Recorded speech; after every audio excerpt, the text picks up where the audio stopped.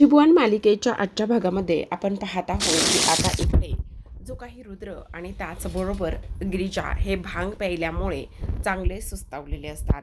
तेव्हा विशाखा म्हणत असते, मला तर असं वाटते श्री, तूच रुद्रदादाला भांग प्यायला दिली असेल. तेव्हा श्री म्हणत असतो, अगे वेडी आहेस का, मला सदा भांग पाडता येत नाही, तर मी भांग काय प्यायला देणार आहे.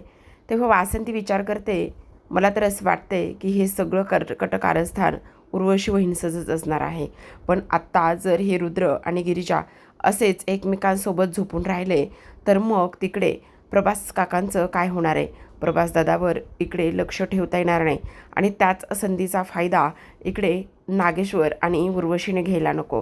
काही जरी झालं तरी ह्या दोघांना ताबडतोब उठवलं गेलं पाहिजे आणि जर हे उठले तरच मग प्रभास आपल्या हाती राहील, नाहीतर ते दोघं संधी साधूनच त्या दोघांना गायब करतील. असं नको व्हायला, असा वासंती विचार करते. आणि तेव्हा ती म्हणत असते, मी काय म्हणते ऐका ना पोरांनो, ह्या दोघांना ताबडतोब उठवण्याचा प्रयत्न करा, नाहीतर काही केल्या हे असेच झोपून राहिले तर खूप मोठा प्रॉब्लेम होईल. तर इकडे दुसऱ्या बाजूला आपण पाहतो, उर्वशी सावीला म्हणत असते, तू त्या दोघांना भांग दिलीस ना, तर एक नंबर केलेला आहेस, बरं झालं त्यांना भांग दिलीस तर. तेवढ्यातच आता नागेश्वर तिथे येतो आणि तो म्हणत असतो, एक मिनिट, मला सांगा कोणी कोणाला भांग दिली. तर दुसऱ्या बाजूला आता ह्या दोघांना शुद्धीवर आणण्यासाठी इथे जो काही प्रभास आहे तो आलेला असतो आणि प्रभास म्हणत असतो, मी काय म्हणतो अक्का, ऐक ना, त्यांना जर शुद्धीवर आणायचं असेल ना तर लिंबाचा रस दे त्यांना, थोडा थोडा लिंबाच्या रसाने ते ताबडतोब शुद्धीवर येतील. तेव्हा वासंती म्हणत असते, काय सांगता दादा, असं चालेल. हो हो चालेल, पण तुम्ही ताबडतोब द्या. त्यावर लगेच वासंती, विशाखा आणि त्याचबरोबर श्री ह्या दोघांनासुद्धा घरला पाठवते. आणि घरला पाठवल्याच्या नंतर आता वासंती म्हणत असते, बरं दादा ऐक ना, तू इथे ह्या दोघांजवळ थांबतोस का जरा वेळ, मी पटकन जाऊन लिंबाचा रस घेऊन येते. तेव्हा प्रभास म्हणत असतो, नाही अक्का, मला इथे नाही थांबता येणार. जर मी इथे थांबलो ना तर मला ही लोक पकडतील, त्यामुळे मला कुठेतरी जाऊन बसावं लागेल जोपर्यंत रुद्र आणि गिरिजा इथे शुद्धीवर येत नाहीत. आता इकडे नागेश्वर म्हणत असतो, काय चाललंय हे, आमच्या चिरंजीवाला साधा सुपारीचं व्यसन नाही आहे आणि चक्क त्याला भांग पाजली ह्या पोरीनं, अगे डोक्यावर पडलीस की काय. तेव्हा ती स्वारी म्हणत असते आणि निघून जाते. आता नागेश्वर इकडे उर्वशीवर चिडतो, म्हणत असतो, काय हे, कुठली पद्धत आहे ही, काय हे भॅड गळ्यात बांधून घेतलंय वेड्यासारखं, तुम्हाला कळतंय का. अहो जरा तरी त्या पोरीला अक्कल शिकवा, काय गरज आहे दिदीबाई.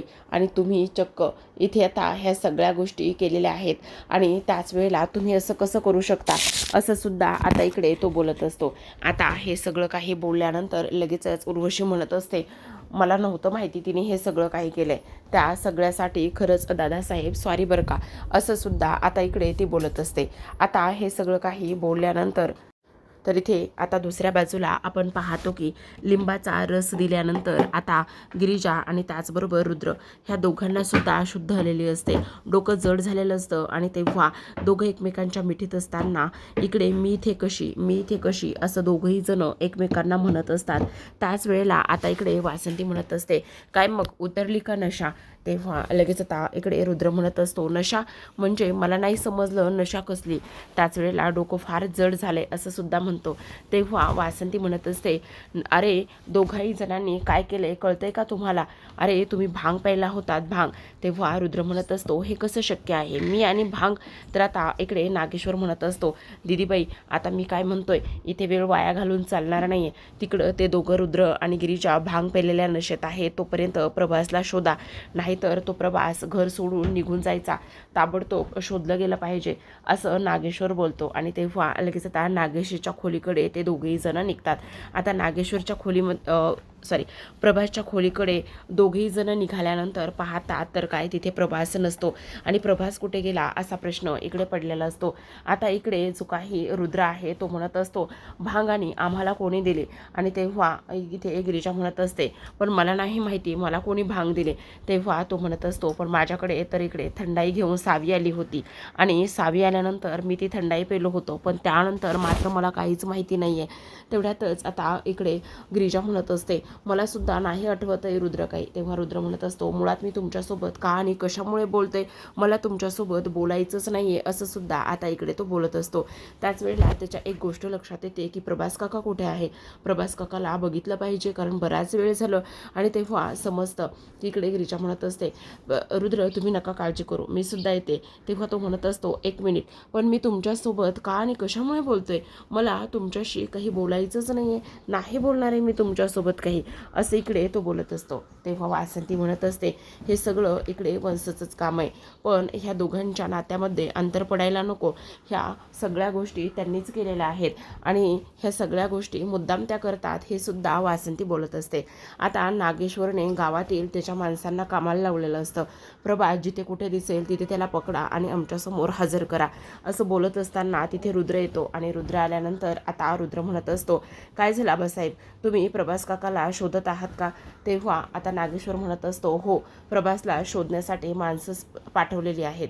तेव्हा लगेच आता इकडे जो काही रुद्र आहे तो म्हणत असतो, पण मी काय म्हणतो, आम्ही सगळेजण बाहेरच होतो, मग सगळे एवढ्या माणसांना चकवा देऊन तो नाही पळून जाऊ शकत प्रभास काका, किंवा ते बाहेर गेलेलीच नसतील, ते ना इथेच आपल्या वाड्यामध्ये कुठेतरी असतील, आपण त्यांना इथे शोधलं पाहिजे.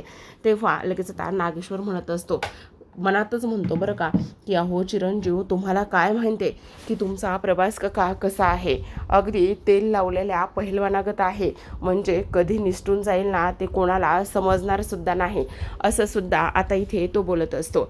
चला शोधू या घरामध्ये, असं म्हणून सगळेजण शोधायला लागलेले असतात. आता इकडे उर्वशी आलेली असते. उर्वशी जेव्हा येते ती म्हणत असते, नाही, आता इकडे प्रभास खोलीमध्ये सुद्धा नाही, कुठे गेला असेल ते कळत नाही. त्याच वेळेला आता इकडे नागेश्वर म्हणत असतो, काही जरी झालं ना तरी प्रभास हा शोधलाच पाहिजे, सापडलाच पाहिजे.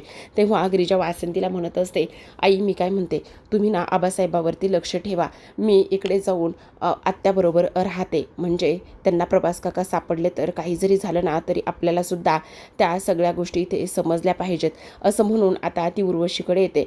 आता उर्वशीकडे आल्यानंतर ती म्हणत असते, आते सासूबाई मी काय म्हणते, आपण दोघी मिळून पूर्ण घर शोधूयात, काही जरी झालं ना तरी सुद्धा आपल्याला इथे प्रभास काका सापडले पाहिजेत.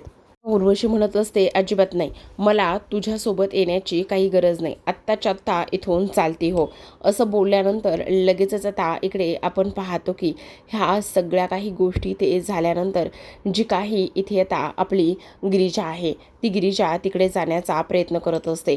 पण गिरीजा जात असताना आपण पाहतो की इकडे काही जरी झालं ना तरीसुद्धा इकडे जी सावी आहे ती सावी मात्र तिला तिकडे जाऊ देत नसते. सावी तिचा हात पकडते आणि म्हणत असते, अजिबात नाही, काय गे, काल इकडे आत्या मावशीवर एवढा हात उचललास आणि हात उचलून पुन्हा जाऊन तू मावशीकडून ही अपेक्षा करतेस, अजिबात नाही, मावशीसोबत तू जायचं सुद्धा नाहीस. त्याच वेळेला इथे आता गिरीजा म्हणत असते, हे बसावी, तू ह्या सगळ्या गोष्टीमध्ये पडू नकोस, तुझा ह्या सगळ्याशी काही एक संबंध नाही आहे, हा आमच्या घरातला इश्यू आहे, घरातला प्रॉब्लेम आहे, तो आमचा आम्ही बघून घेऊ, असं ती म्हणत असते. आणि असं ती म्हटल्यानंतर लगेचच आता इकडे आपण पाहतो की जी काही गिरीजा आहे ती म्हणत असते, हे बघ, मला आता प्रभास काकांना शोधायचं आहे, सोड सावी.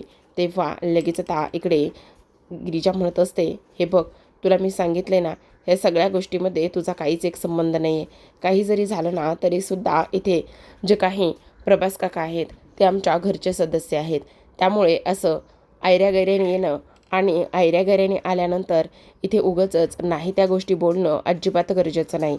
सावी, मी तुला गपचूप सांगते, गपचूप आणि बाजूला हो आणि मला इथून जाऊ दे, सोड मला, असं ती म्हणत असते.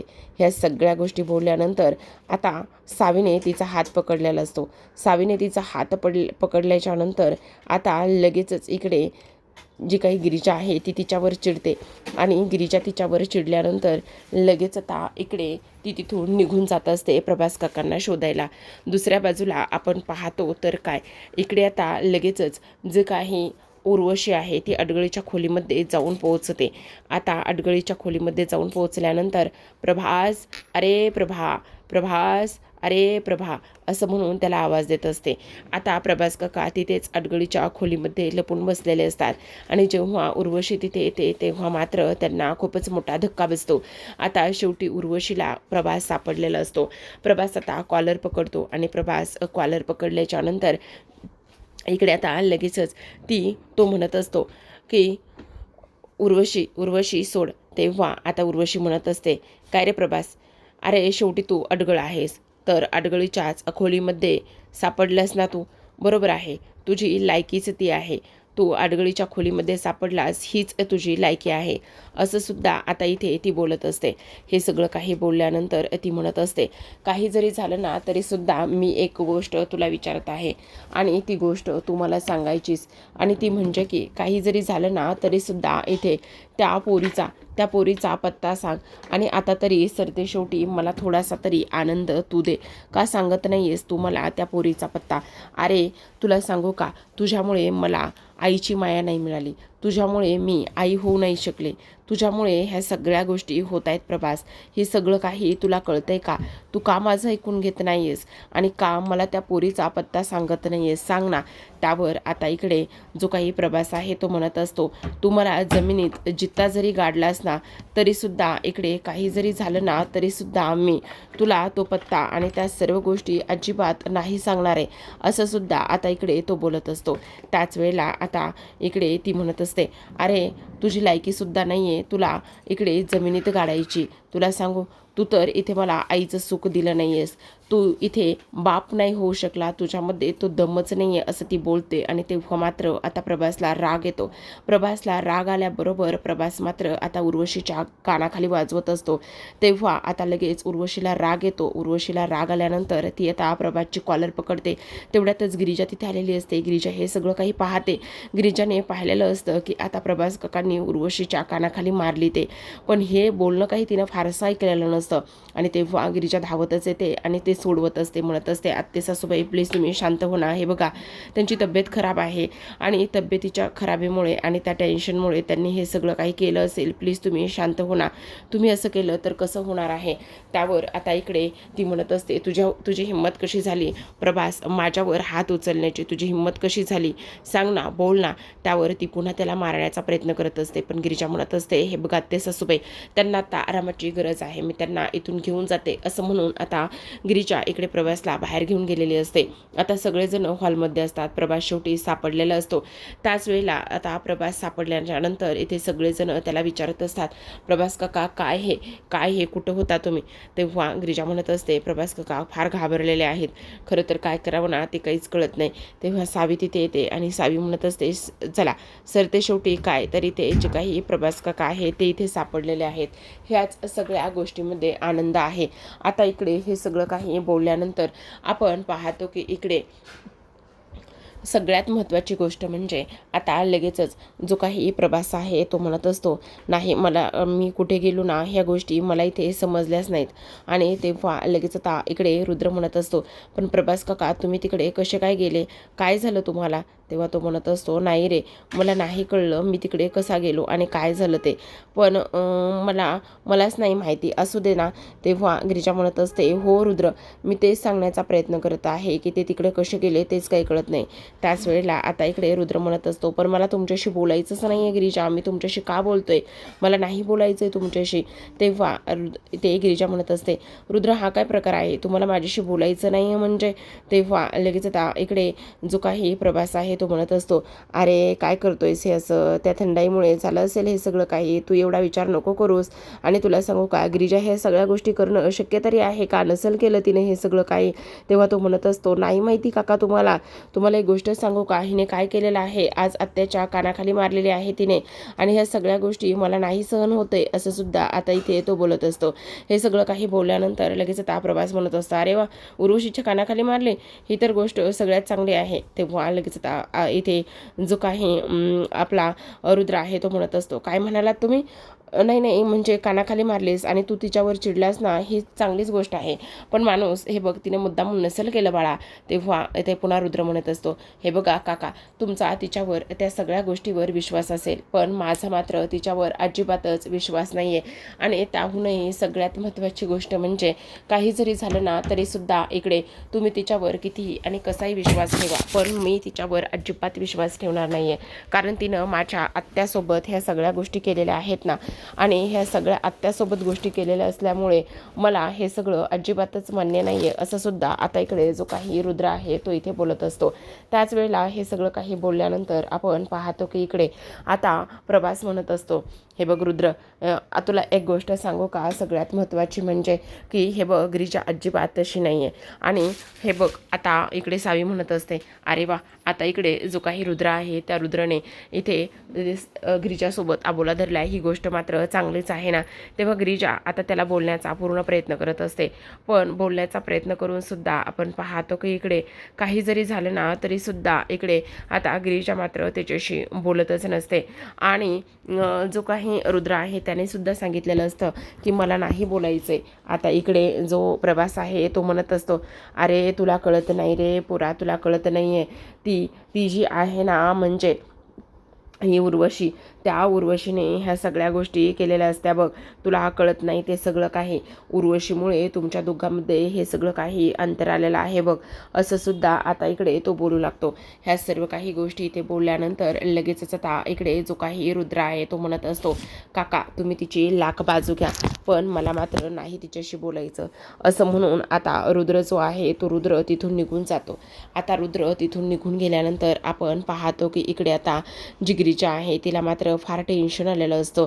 ती आता इथे खूप मोठ्या टेन्शनमध्ये अडकलेली असते. काय करू, कशा पद्धतीने ह्या गोष्टी कराव्या ते तिला कळत नसतं. दुसऱ्या बाजूला उर्वशी आणि नागेश्वर त्यांच्या खोलीमध्ये असतात. तेव्हा उर्वशी फार चिडचिड करत असते. ती म्हणत असते, आबासाहेब तुमच्या गोष्ट लक्षात येते का, त्या गिरिजाने माझ्यावर म्हणजे तुमच्या बहिणीवर हात उचललाय आणि आज दिवसामध्ये 2 लोकांनी 2 वेळा माझ्यावर हात उचललाय. म्हणजे प्रभासने माझ्या कानाखाली मारली. जो प्रभास साधा वर मान करून सुद्धा कधी बघितलं नाहीये त्या प्रभासने आज माझ्या चक्क कानाखाली मारलेली आहे. मी हे सगळं कधीच सहन करणार नाहीये. हे सगळं त्याच्यामुळे झालेलं आहे असं सुद्धा आता इकडे ती बोलते. ह्या सगळ्या काही गोष्टी ते बोलल्यानंतर आता नागेश्वर मात्र चिडलेला असतो. तो नागेश्वर म्हणत असतो, हे बघा दिदीबाई जरा शांत व्हा, चिडू नका. तेव्हा ती म्हणत असते, कशी शांत हो, सांगा ना कशी शांत हो. तुम्ही जर कोणाच्या कानाखाली मारली तर न्याय करताना मग आता मला सुद्धा न्याय हवाय. आता तुम्ही त्या गिरिजाला आणि त्या प्रभासला काय शिक्षा देणार आहात असं सुद्धा आता इकडे ती स्पष्टपणे बोलत असते.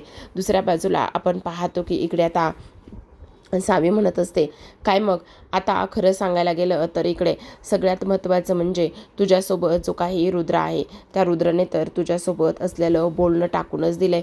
ही तर चांगलीच गोष्ट आहे ना की रुद्रने तुझ्यासोबत असलेलं जे काही बोलणं आहे ते टाकलेलं आहे. तेव्हा इथे आता जी काही गिरिजा आहे ती विचार करते की मला एक गोष्ट कळत नाही, मी कशी अशी भांग प्यायले हे शक्यच नाही आहे. मला कळत नाही आहे हे सगळं कुणी केलेलं असेल.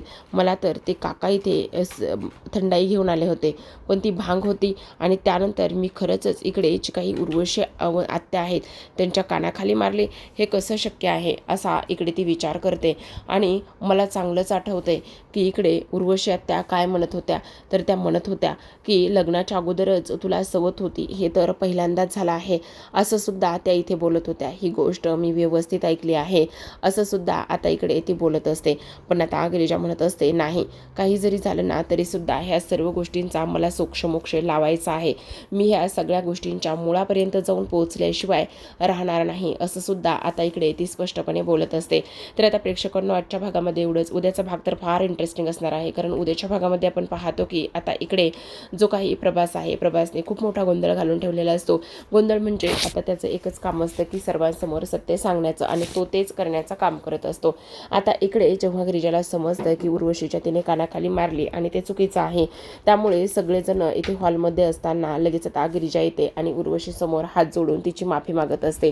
ती म्हणत असते, उर्वशी आत्या खरं सांगू का, मला तुम्ही अगदी मनापासून माफ करा. मला तुम्हाला दुखवण्याचा आणि त्याचबरोबर तुमच्यावर हात उचलण्याचा कोणताच हेतू नाही आहे. मी भांग प्यायले होते आणि भांगेच्या नशेत हे सगळं कसं झालं, काय झालं मला नाही समजलं. प्लीज मला माफ करा, मी तुमची हात जोडून माफी मागते असं सुद्धा आता इकडे ती बोलते. तेव्हा मात्र उर्वशी लगेचच गिरिजावर हात उचलते. गिरिजावर उर्वशीने हात उचलल्याबरोबर तेवढ्यात रुद्र येतो आणि रुद्र मात्र लगेच तो उर्वशीचा हात पकडतो आणि म्हणत असतो, आत्या एक मिनिट, मी तुझी खूप जास्त इज्जत करतो, माझ्या मनामध्ये तुझं स्थान खूप वेगळ्या ह्याच्यात आहे. प्लीज तू असं करू नकोस. गिरिजावर हात उचलून तू तुझं हे सगळं काही दाखवू नकोस प्लीज आत्या. असं म्हटल्यानंतर आता उर्वशी जी आहे ती रुद्रकडे पाहतच असते. कारण आतापर्यंत रुद्र गिरिजासोबत बोलत नसतो आणि रुद्र गिरिजासोबत बोलत नसल्या कारणाने आज मात्र तो ह्या सगळ्या काही गोष्टी अशा पद्धतीने करतोय आणि हे सगळं असं होतंय ही गोष्ट तिला खपतच नसते. दुसऱ्या बाजूला प्रभास आता झोपलेला असताना तो उठतो आणि उर्वशीचा मोबाईल तिथे असतो. त्याच वेळेला तो त्या मोबाईल घेतो आणि व्हिडिओ ऑन करून आता तो जो काही व्हिडिओ आहे तो इकडे तो रुद्रला आणि गिरिजाला पाठवणार असतो. आता जेव्हा मोबाईल ऑन करतो आणि पाहतो तर काय व्हिडिओ रेकॉर्ड करत असतो. म्हणत असतो, मी आज प्रभास तुम्हाला दोघांना म्हणजे गिरिजा आणि रुद्र तुम्हा दोघांना एक गोष्ट सांगतो. अंगद महाजन आणि देवकी महाजन या दोघांची मुलगी म्हणजे ह्या घराची ह्या संपत्तीची वारस म्हणजेच ती दुसरी तिसरी कोणी नाही तर गिरिजा आहे. ही गोष्ट जेव्हा तो बोलतो तेव्हा तिथे गिरिजा आलेली असते आणि गिरिजाने आता हे जे काही प्रभासचं बोलणं आहे ते ऐकलेलं असतं. तर प्रेक्षकांनो कसा वाटला एपिसोड नक्की कमेंट बॉक्समध्ये कमेंट करा आणि पाहत राहा नशीबवान. भेटूयात उद्याच्या भागात. तोपर्यंत धन्यवाद.